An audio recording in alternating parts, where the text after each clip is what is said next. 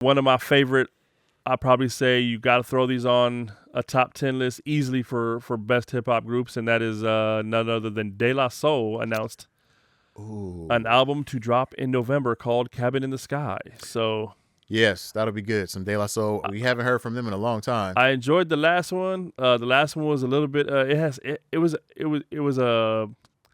I like to use the word a poetic ensemble. So when did they drop that album? Because I feel like I slept on that. So that was the Anonymous Nobody, and that was, I want to say it was 2016. Okay.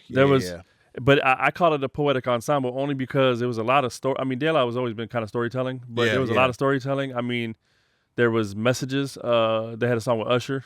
There was real dope. It was very mellow, almost an a cappella track the way it flowed. Okay. Very dope. They had a song with Snoop. There was a song with Wiz Khalifa.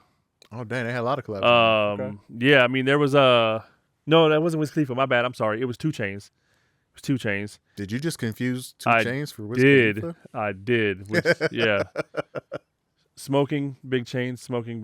Yeah. There was even if I'm not mistaken, the first track was with Jill Scott too. They had Jill Scott on there. So okay, dope album. Jilly from Philly. Slept on. Yeah, I slept on it. But I like De La. But yeah, the new album is coming out, and that is called Cabin in the Sky. So that's gonna be dope, and that's coming out next month in November. Bet. Just in time for Thanksgiving. Give thanks for some new De La. Some Thanksgiving listening. Do you have a favorite De La track? Mine is Saturday.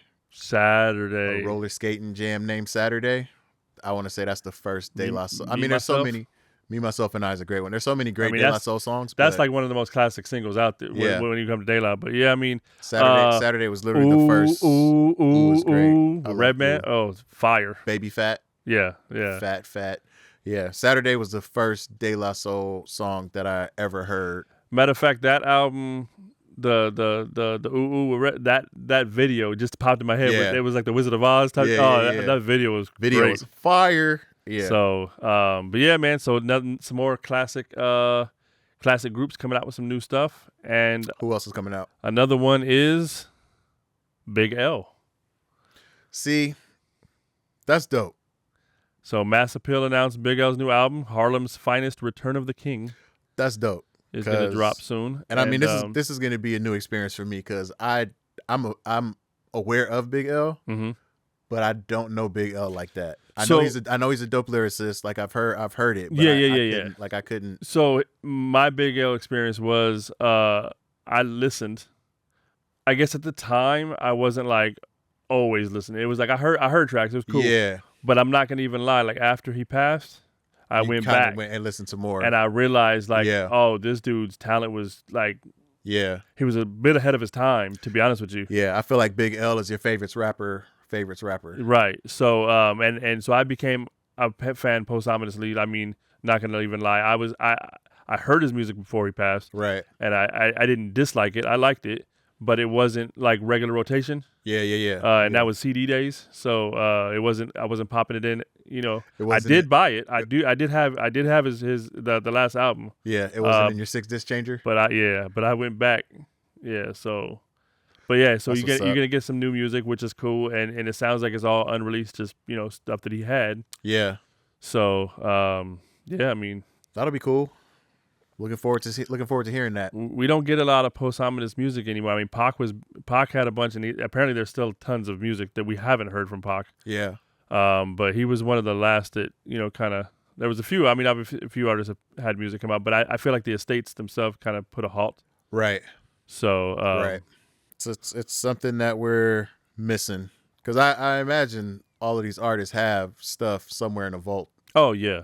That's unreleased. I think most artists have, especially when you're compiling an album, because you record a lot of songs, right? And you're like, oh, this is fire, this da-da-da. Then when you start kind of putting your tracks together, figuring out the order, how the mood flows, because that's half of creating an album is you need to create a mood. Right. And that vibe's going to have to be a roller coaster because you don't want the emotion to lay flat. You want to get them ups and downs. Because usually like the first main singles that dropped were like in the middle of the album, 4th, 5th song, Yeah. So you want to kind of start it off and then you kind of build that build that emotion, and then you kind of drop them down, and maybe you take them down to a darker place, and then you kind of bring it. You know what I mean? You want to take them on a ride. Some artists that are good at doing that: DMX. Oh, 100%. Busta Rhymes. 100%. Yeah, they're great. They're great at taking you on a whole.